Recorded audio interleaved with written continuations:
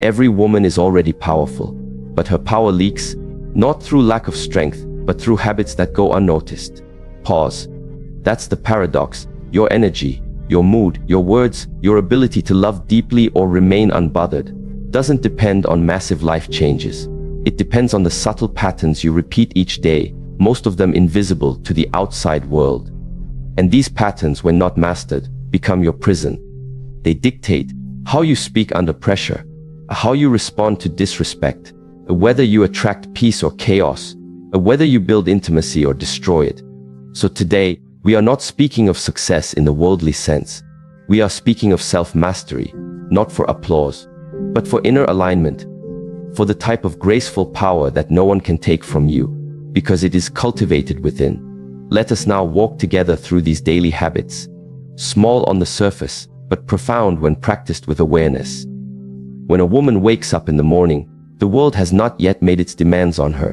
In those quiet, early moments, she stands at the edge of a choice, whether to meet the day with scattered noise or silent strength. There is a wisdom that says, how you start your morning is how you carry your energy into the world. And that energy, more than your words or appearance, becomes the first language others read from you. That's why the first daily habit every woman must master is not about doing more. It is about being still. Stillness is not the absence of thought. It is the act of not attaching to thought. It is the discipline of entering the day from within, rather than from without. In Eastern traditions, the inner world is seen as the origin of all that unfolds outwardly. If your mind is cluttered, your actions will be unfocused. If your heart is restless, your words will carry tension.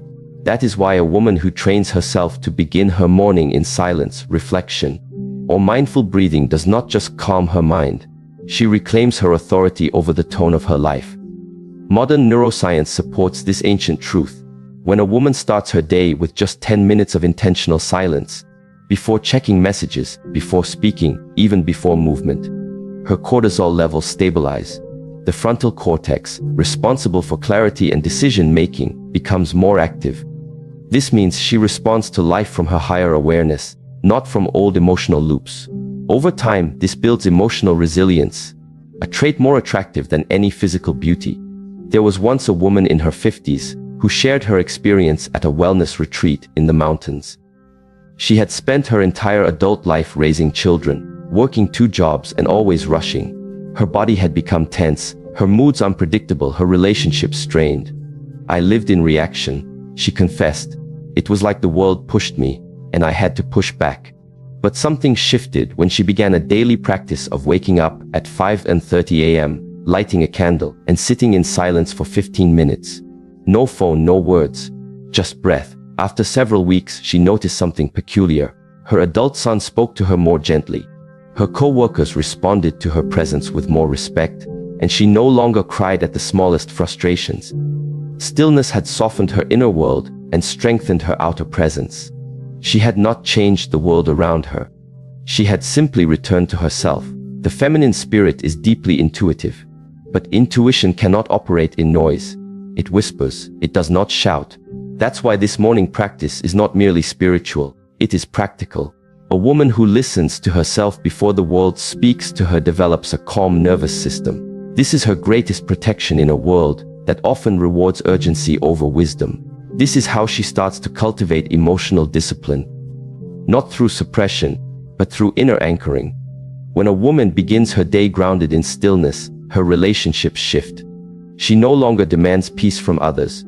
She brings peace into the space. Her partner feels safer to be vulnerable.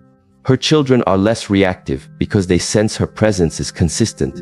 Even in conflict, she holds a quiet center. She does not chase, she does not plead, she pauses. And in that pause, she sees things more clearly. She learns that not every comment deserves a response, not every invitation must be accepted, and not every problem is hers to fix. This habit, though simple, is one of the most radical acts of emotional self-respect. It says, before I pour into the world, I will sit with myself. That stillness becomes her sanctuary, and from it, her strength arises. Yet, stillness alone is not enough. We must understand the rhythm of our body, the language of our breath, This leads us to the second daily habit every woman must master: regulating the emotional body through conscious breathing. We are born knowing how to breathe properly, deep, full, and rhythmic. But over time, through stress, trauma, and cultural conditioning, women begin to hold their breath, especially during emotional tension. They breathe shallowly into the chest, not the belly. And this tells the body, we are under threat. Without realizing it, many women live in a constant low-grade fight or flight state. Not because of real danger, but because their breath tells their nervous system to brace for it. Here's something neuroscience confirms: the breath is one of the only functions that is both automatic and within our control. This means it is a direct bridge between the unconscious mind and conscious awareness. When a woman learns to return to her breath, not just during meditation, but throughout the day, she sends a powerful signal to her body: I am safe. Emotional safety is the foundation of every meaningful relationship. Without it, a woman reacts rather than responds. She over-explains, she people-pleases, she becomes overly defensive. But when her breath is slow and grounded, her entire energy communicates calm confidence. This has a magnetic effect. Her partner feels emotionally held without being controlled. Her friends feel seen without being judged. Even strangers respond with unexpected warmth. Why? Because people are wired to feel others' nervous systems before they even hear their words. I once heard a story of a school teacher in her 60s who had struggled for years with anxiety and chronic fatigue. Her doctor prescribed medications, but nothing brought lasting relief. Eventually, she was introduced to a simple breath practice. Inhale slowly for 4 counts, exhale gently for 6. She practiced this 3 times a day, especially before entering her classroom or engaging in difficult conversations. Within a month, she noticed her heart rate was lower, her thoughts less chaotic. She had more patience with her students and less guilt after disciplining them. Her relationships improved, not because others changed, but because she began to live in a regulated state. The breath had become her anchor. In relationships, breath creates space between stimulus and response. A woman who breathes before reacting becomes less emotionally entangled. She doesn't interrupt, she listens. She speaks slower with precision. This doesn't make her passive, it makes her powerful. Because presence is power, and presence begins with the breath. Even the physiology supports this. Deep belly breathing activates the vagus nerve, which governs parasympathetic calm. This lowers blood pressure, reduces inflammation, and increases oxytocin, the bonding hormone. So when a woman breathes consciously, not only is she calming herself, she is creating emotional availability. That is how trust is built, not only in others but within herself. There's a quote from an old Taoist text: "The wise woman breathes from her heels." It's a poetic way of saying that her breath reaches deep into her body, rooting her like a mountain. She is not easily moved by storms. She may feel the rain, but she does not collapse under it. In the modern world, women are often told to move faster, push harder, speak louder. But there is a deeper wisdom available: move slower, breathe deeper, speak less. And when you do speak, let it come from a place of calm truth. Breath is not just a tool for relaxation, it is a discipline of presence. It trains the emotional body to remain open, but not reactive. And in romantic relationships, this is a secret strength. During tension, instead of escalating, she breathes. During silence, she does not fill the space with fear, she inhales trust. She begins to embody emotional stability. This is the kind of presence that inspires respect, not just affection. Imagine a couple in conflict. The man raises his voice. The old pattern might be for the woman to match his volume or shut down in silence. But a woman who has trained her breath pauses. She grounds herself before responding. She slows the rhythm of the conversation. She does not need to control him. She simply regulates herself. And in that moment, she shifts the dynamic, not with dominance, but with calm. This is not about perfection.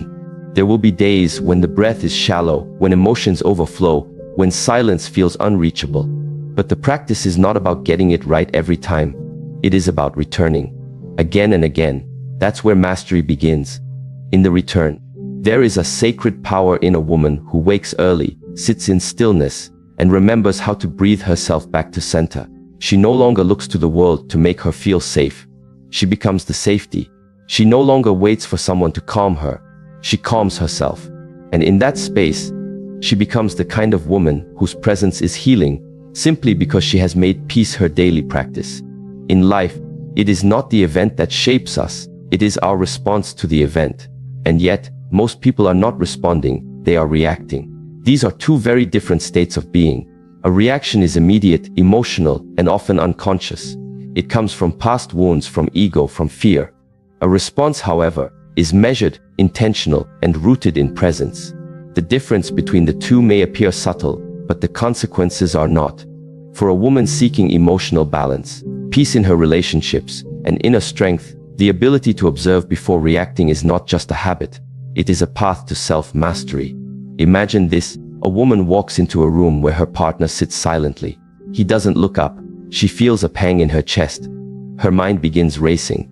Is he upset with me? Did I do something wrong? Why is he ignoring me? And before she's aware of it, she has slammed her bag on the table or asked in a sharp tone, "What's wrong with you?" The tension escalates. The evening is now filled with invisible walls and emotional distance. Now imagine the same woman, but one who has cultivated the habit of observing her inner state before reacting. She still walks in, notices his silence, and feels the same initial wave of discomfort, but she pauses. She breathes. She names the emotion silently. "I'm feeling insecure. I'm feeling unseen."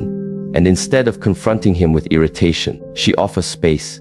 Maybe she sits beside him quietly. Maybe she says with gentleness, "You seem quiet. Is everything okay?" That shift from reaction to observation creates emotional safety. It builds trust. It preserves connection. This is the essence of inner work. Learning to witness your own emotions without letting them control you.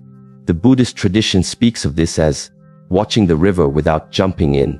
Emotions are like water. They move, they surge, they settle. But we are not the water. We are the awareness behind it. The more a woman practices this, the more she begins to see patterns. She notices how certain tones trigger her. She observes that fatigue makes her more sensitive. She realizes that unresolved wounds from childhood often fuel present-day conflict. And with each insight, she becomes less reactive and more responsive.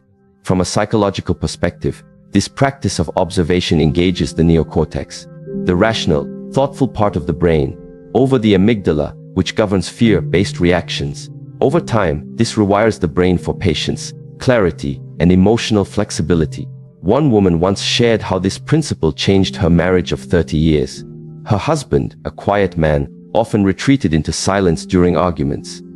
This used to enrage her. "Why won't you talk to me?" she would demand, interpreting his silence as rejection. But after learning to pause and observe her own emotional reactions, she began to approach these moments differently. She would feel the old fear rise, acknowledge it, but choose not to act on it. One evening, instead of confronting him, she simply said, "When you go quiet, I feel distant from you. I want us to stay connected." To her surprise, he opened up. "I just don't always have the right words," he admitted. That single moment softened years of tension between them. Because she had observed rather than reacted, connection became possible. We are not taught to pause. We are taught to perform, to defend, to respond quickly. But emotional maturity comes from learning that not everything requires your immediate response. Not every criticism is about you. Not every disagreement is a threat. Sometimes the highest wisdom is in restraint. Eastern martial arts emphasize this deeply. The master does not strike first. She waits. She reads energy. She only moves when necessary, and when she does, it is precise. In life, this principle applies beautifully. A woman who observes her own reactions gains freedom from being pulled into unnecessary battles. She becomes deeply discerning. She no longer wastes energy on drama. She knows her peace is sacred. In relationships, this changes everything. Because relationships are not destroyed by what is said once. They erode slowly, from unchecked reactions, sharp words, unresolved assumptions. But if a woman can introduce even a small pause between emotion and expression, she breaks the cycle. That pause is power. It may come in the form of walking away for 5 minutes, or taking a breath before replying to a difficult message. It may be choosing silence over sarcasm. It may be journaling emotions before speaking them aloud. Whatever form it takes, the core principle is this: witness first, then choose. There's a powerful quote by Viktor Frankl. Between stimulus and response there is a space. In that space is our power to choose our response. In our response lies our growth and our freedom. This space is what the reactive mind fears, but the awakened woman honors. To observe before reacting is not suppression, it is sovereignty. And sovereignty in a woman draws a different kind of relationship. One that is based on truth, not drama. One that invites mutual respect, not power struggle. But how does one develop this habit, especially after years of living on emotional autopilot? It begins with the practice of emotional detoxification, the fourth habit every woman must master. Every day, we clean our homes, we wash dishes, we rinse our bodies, but few of us clean our emotions. Yet emotions, like physical dirt, build up. They cling to conversations left unresolved, to criticism not yet processed, to sadness pushed aside. Over time, they weigh the body down, they tighten the chest, they cloud the mind. They show up as irritability, fatigue, resentment, or emotional numbness. Just as the body needs cleansing, so does the heart. Emotional detoxification is not a dramatic process. It's subtle, daily, and quiet. But it is essential for maintaining relational clarity and inner vitality. One powerful tool for this is reflective journaling. At the end of each day, a woman sits with her emotions, not to fix them, but to let them be seen. She might write, "Today I felt overlooked when no one acknowledged my efforts. I felt tired after giving too much in a conversation that wasn't mutual. I felt joy when my daughter hugged me." This practice is like sweeping the emotional floor. It prevents dust from turning into disease. A story comes to mind of a woman who had suffered through years of silent frustration in her marriage. She never spoke her disappointments. She didn't want to be a burden. But over time, those unspoken emotions turned into resentment. She stopped touching her husband's hand. She began snapping at her children. She felt emotionally heavy all the time. Finally, after attending a mindfulness workshop, she began a simple daily practice, writing one letter a day, not to send, but to express. Sometimes to her husband, sometimes to her past self, sometimes to her deceased father. Within 3 weeks, her face softened, her body relaxed, her laughter returned. When emotions are expressed safely, they no longer poison the present. Another method of emotional detox is time in nature. Nature has a way of absorbing emotional noise without judgment. A woman who walks slowly under trees, listens to birds, or watches clouds is unknowingly grounding herself. She is releasing energy. She is reconnecting to something larger than her mind. Psychologically, this process helps the nervous system regulate. Cortisol levels drop. The body returns to homeostasis. Spiritually, nature reflects impermanence. The fallen leaf does not resist, it surrenders. This reminds the woman that emotions, too, are meant to move through, not stay stuck. Sometimes emotional detox comes through conversation, not with many people, but with one safe person. Someone who listens without trying to fix. Someone who doesn't judge the messiness. This kind of emotional intimacy is rare, but deeply healing. When a woman finds that space, she must treasure it, because in sharing she sheds. Then there is movement, conscious, intentional movement. Dance, gentle yoga, stretching, even shaking the limbs in silence. The body holds unexpressed emotion, especially in the hips, jaw, and shoulders. By moving the body, we release what the mind cannot process alone. The body speaks through sensation. When we allow it space to move, it returns to equilibrium, but none of this is possible without awareness. Emotional detox begins with noticing. I am feeling bitter. I am holding tension in my chest. There's a sadness I've ignored for weeks. It is not the emotion that wounds. It is the unwillingness to feel it. Once it is named, it begins to loosen its grip. In relationship, this is life-changing. A woman who detoxes her emotions daily does not project old pain onto her partner. She does not confuse past betrayal with present love. She knows what she feels and takes responsibility for it. She does not expect others to read her mind. She speaks with clarity, not confusion. She asks for what she needs. She apologizes when necessary. This kind of emotional hygiene creates a love that breathes, not one that suffocates. This also makes her radiant. There is a glow that comes from a woman who is not carrying yesterday's weight. Her eyes are clear. Her voice is soft but grounded. Her presence feels safe. She does not need to perform kindness. It flows naturally, because she is not defending herself from her own emotions. From a spiritual lens, this is called purification. Not in the moral sense, but in the energetic sense. A purified heart is not one without pain. It is one that does not cling to pain. A woman who learns to feel and release, she becomes open, she becomes present. And in her presence, others feel a desire to rise. These daily habits, pausing before reacting and cleansing the emotional body, are not glamorous. They are often invisible to the world. But they are profoundly transformative. They shape the quality of a woman's relationships, her health, her joy, her capacity to love and be loved. Because a woman who knows how to observe her emotions without drowning in them, and release them without suppressing them, becomes a sanctuary, not only for herself, but for everyone she encounters. A woman's ability to cultivate stillness in a noisy world is not just a spiritual luxury, it is a necessity. Silence, in today's culture, is often mistaken for absence. But true silence is full. It holds wisdom, energy, and truth. It is in this silence that a woman meets herself beyond titles, roles, or the expectations placed upon her. To sit in silence, even for a few minutes each day, is to return to what is real. It is to remember that beneath the layers of doing, there is a being that simply is. In the teachings of Eastern philosophy, silence is not emptiness. It is presence. In the Shaolin tradition, silence is cultivated not to escape life but to become more intimate with it. A woman who practices stillness begins to feel life more vividly. She notices the breath of the wind, the rhythm of her own inhale and exhale, the subtle shifts in her emotional terrain. She becomes aware of what she usually runs from: loneliness, unmet needs, the truth she avoids when distracted. Neuroscience confirms the power of stillness.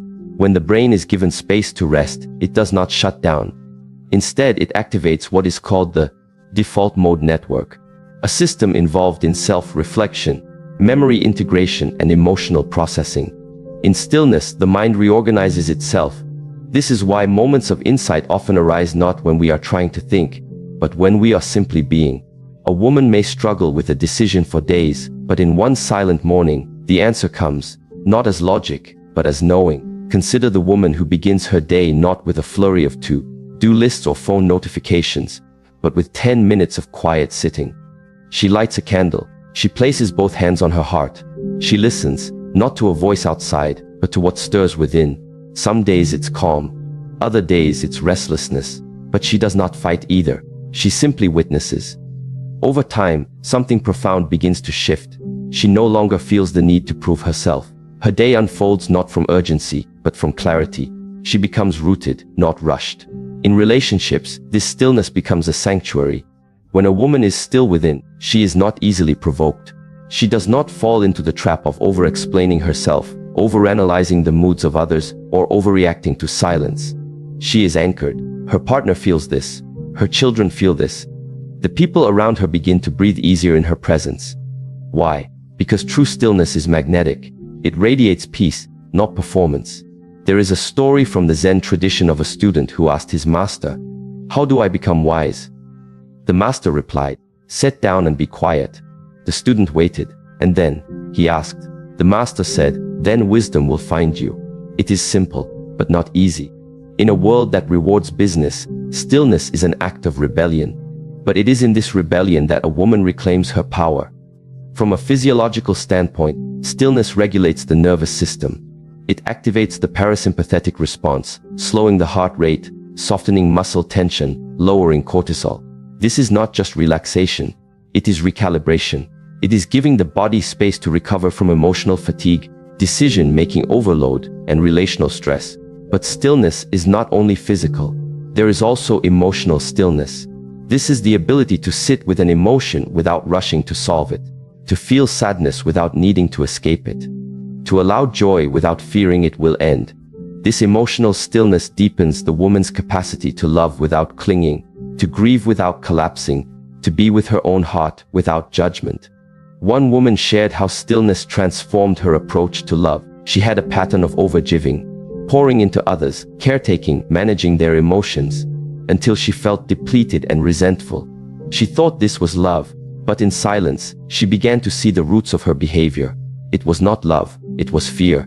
Fear of abandonment. Fear of not being enough unless she proved her worth. She cried. She wrote. She sat with this pain. And then, over time, she began to practice a new kind of giving. one that came from fullness, not from need. Her relationships changed. Not because others changed, but because her energy changed. Stillness gave her the mirror to see herself clearly. There is a moment in each day where a woman can choose noise or depth. It might be in the morning, before anyone else is awake.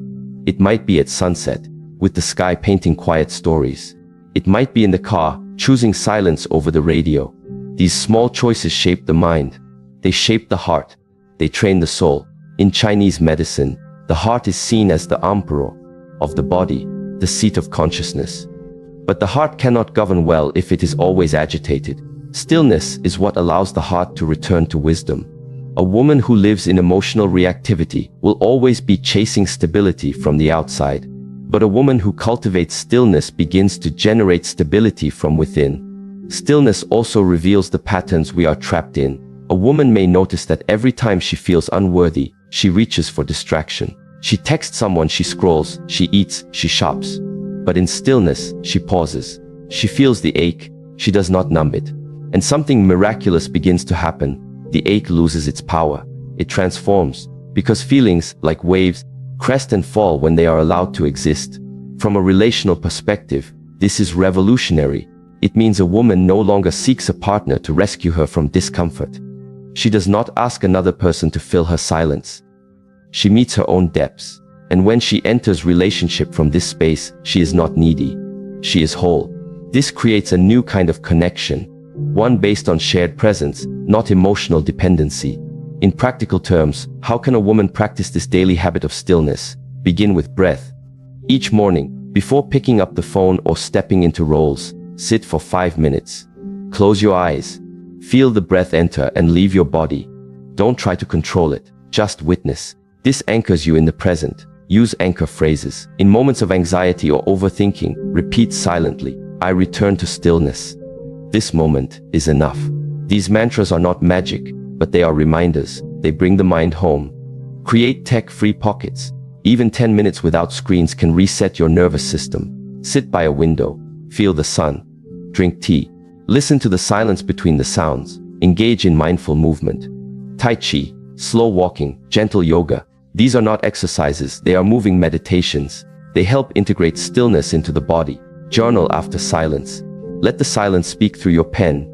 Ask, what did I feel? What truth emerged? What did I avoid? This brings depth to the stillness. Protect sacred space. Choose one spot in your home that is just for stillness. A chair, a corner, a mat. Light a candle. Let this space hold your practice. Over time, your body will associate it with peace. There is a deeper reason why stillness matters. In stillness, a woman reconnects with her intuition. The quiet voice that guides, warns, and whispers truths louder than the noise of opinions. This inner guidance cannot be heard when we are always occupied. But it is always speaking. A woman who listens to this voice becomes confident in her choices. Not because they are perfect, but because they are aligned. One young woman once confided in her teacher, I don't know if I should leave this relationship. Everyone has an opinion. My mind is spinning. The teacher asked, have you sat in silence with the question? She shook her head. Then you are only hearing the world. He replied, you have not yet heard yourself. She went away. She fasted from advice. She sat quietly every evening, asking the same question, but listening not from her fear, but from her soul. After a few weeks, clarity arose. She left, not from anger, but from truth. This is the power of stillness. In stillness, a woman also becomes a better listener to others. She does not rush to respond. She hears not only words, but what lies beneath them. She becomes attuned to tone, to silence, to body language.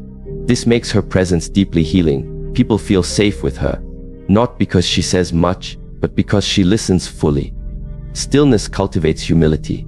It shows a woman that she does not have to know everything, fix everything, or be everything to everyone.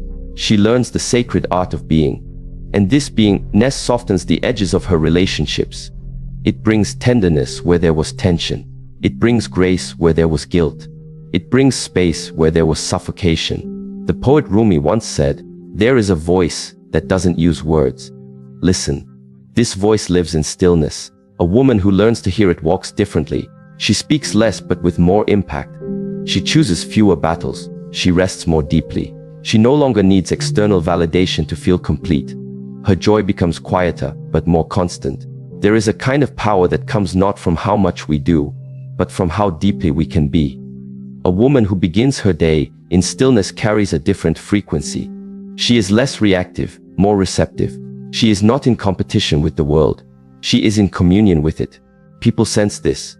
They are drawn to it, because the world is tired of noise. It is hungry for presence. A woman who masters this habit of daily stillness no longer chases peace. She becomes it. And in becoming peace, she brings healing not only to herself, but to everyone her presence touches. A woman who learns the art of intentional solitude gains access to a power that cannot be shaken by external noise. She no longer fears being alone because her own presence becomes her sanctuary. In a society that often confuses aloneness with loneliness, she rises with a different understanding. Being alone is not a punishment. It is a privilege. It is a space where the soul breathes, where the clutter of performance falls away, and where the true self quietly, patiently emerges. This habit, this sacred choice to spend intentional time alone each day, is one of the most misunderstood practices of self-mastery. Many women grow up being told that their value lies in how well they nurture others, attend to relationships, and pour themselves out. But no cup can pour endlessly without being refilled. Solitude is not selfish. It is self-sustaining. When a woman carves out space to be alone, without distraction, without duty, she returns to herself. She steps away from the roles of mother, partner, employee, or friend, and enters the space of just being a soul, not needed, not wanted, just known by herself. In the Shaolin tradition, the monk spends hours in solitude, not to escape people, but to connect more deeply to the source from which all connection flows. The purpose is not isolation but restoration. This solitude is active. It is a choice, and it gives the practitioner the strength to return to the world with more clarity and compassion. In the same way, a woman who learns to be alone learns also how to love more cleanly. She no longer loves from longing, she loves from awareness. Neuroscience supports the value of solitude. When we engage in focused time alone, without digital stimulation or social demands, the prefrontal cortex responsible for self-regulation and decision-making becomes more active. We gain access to metacognition, the ability to reflect on our own thoughts. This leads to better problem solving, improved emotional intelligence, and more authentic behavior. A woman who knows how to sit in her own company becomes less reactive in relationships. She stops seeking approval in every conversation. She listens to her own wisdom before she seeks validation from others. There is a woman I once knew, a counselor in her late 50s, who had spent most of her life raising children, supporting a husband who traveled frequently, and running a small practice to help other women. She was loved by many, yet she felt disconnected from herself. She would describe feeling like a guest in her own life. One day, she decided to take a week-long solo retreat in the mountains. No phone, no visitors, just herself and the quiet. She told me afterward, "I had no idea who I was outside of service. I cried every morning for the first 3 days. But then, something shifted. I started to remember who I was before the world told me who I needed to be." That week of solitude changed everything. She returned not just rested, but rerouted. Her boundaries became clearer. Her laughter returned. Her energy shifted. This is the quiet magic of solitude. Intentional solitude is not the same as withdrawing from life. It is not a silent protest against relationships. It is a sacred preparation for them. A woman who knows how to be alone becomes a woman who does not enter relationships out of fear, obligation, or unconscious pattern. She no longer clings to people out of insecurity. She is not afraid of space because she understands that real intimacy includes breathing room. She stops tolerating disrespect because she knows she can stand strong, even when she stands alone. In psychology, solitude is often studied in contrast to social connectedness. Both are necessary. But for women, especially, the ability to access internal solitude becomes a cornerstone of emotional regulation. Women are often socialized to be emotional caretakers, to soothe the others before themselves. But solitude reverses this habit. In those minutes or hours alone, she listens to herself first. She asks, "How am I feeling? What do I need? What is my truth today?" This internal conversation is where wisdom is born. A young woman once shared that her turning point came during a late, Night walk alone after a painful breakup. The silence of the night reflected the silence within her. She had no one to distract her, no one to consult. Just the cold air, her breath, and the weight of her own heart. But she didn't run. She walked. And in that walking, something inside her broke open, not in despair but in discovery. I realized I was still whole, she said. Even after losing someone I thought I couldn't live without. I was still breathing, still moving forward. Still enough? That's the gift solitude offers. The realization that you were never dependent on another for your wholeness. You simply forgot until silence reminded you. In relational life, solitude acts as a reset button. It gives a woman the time to clear out the mental clutter of comparison, overthinking, and emotional entanglement. In solitude, she can re-establish her internal compass. Relationships are not meant to replace the self, but to reflect it. A woman who is rooted in solitude knows when a relationship is nourishing and when it is depleting. She becomes more discerning. She starts asking different questions. Not, do they like me? But, does this align with my values? Does it support my peace? Does it reflect who I am becoming? Physiologically, solitude reduces cortisol when approached with intention and care. A few minutes of deep solitude, combined with mindful breathing, has been shown to lower heart rate variability and improve mood stability. Over time, this strengthens the vagus nerve, a key component in the body's stress regulation system. This means that solitude isn't just a spiritual practice.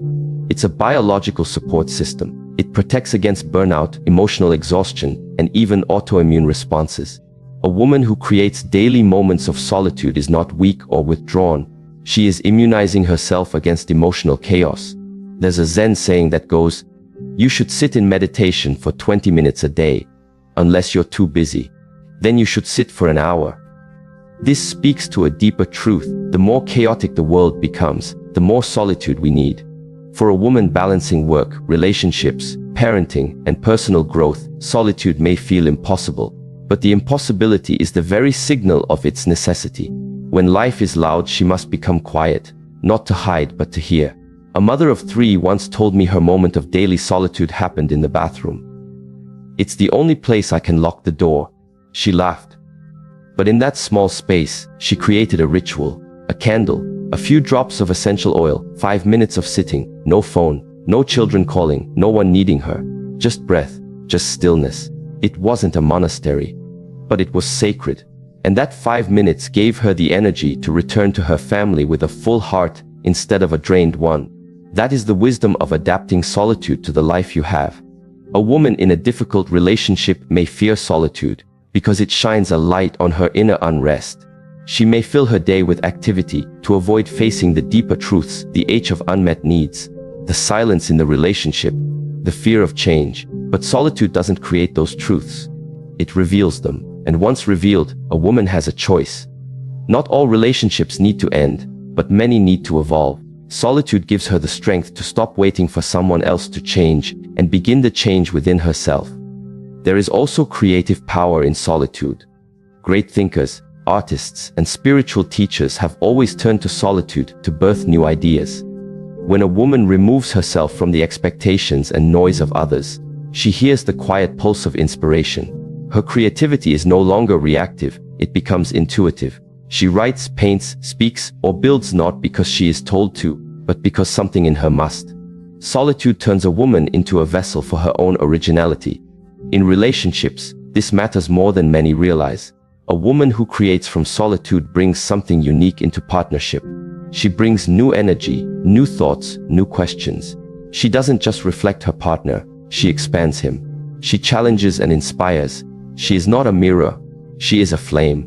And this kind of woman is unforgettable, not because she demands attention, but because she holds space that most have never known. Imagine a daily rhythm in which a woman begins or ends each day with 10 minutes alone. No music, no screens, just her breath, her presence, her awareness. She might ask herself 3 questions. What am I feeling? What do I need to let go of? What do I want to cultivate? These questions are not tasks, they are invitations.